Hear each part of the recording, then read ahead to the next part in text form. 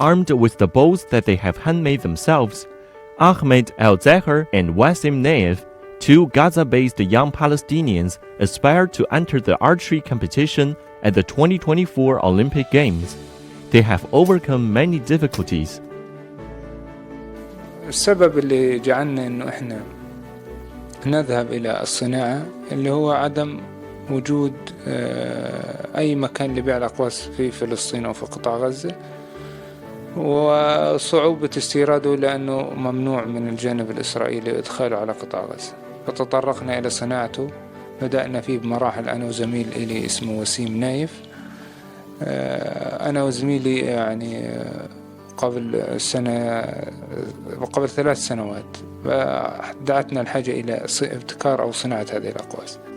After 6 months of hard work, the two young men finally succeeded in making their first bow. Since then, they have been busy practicing the sport. In 2021, the two men joined the Palestine Athletic Federation and represented Palestine in the archery championships held in Iraq. احنا كلاعبين فلسطينيين نفتقد الى كثير من الاشياء، واحد منهم الرعايه لهذه الرياضه. احنا كرماة، سواء الرماة الاولمبيين زي وزي زميلي احمد او الرماة التقليديين، في عندنا برضه فئه لا باس بها من الرماة التقليديه اللي بيرموا على الاقواس العربيه او الاقواس التقليديه.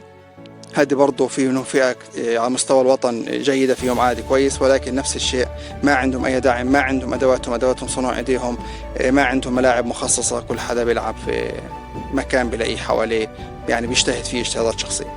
الطابع الغالب على هذه الرياضة في الوقت الحالي هو الاجتهادات الشخصية. حديثا بدأ الاتحاد الفلسطيني يبذل مجهودات لدعم هذه الرياضة، مشكور جدا عليه.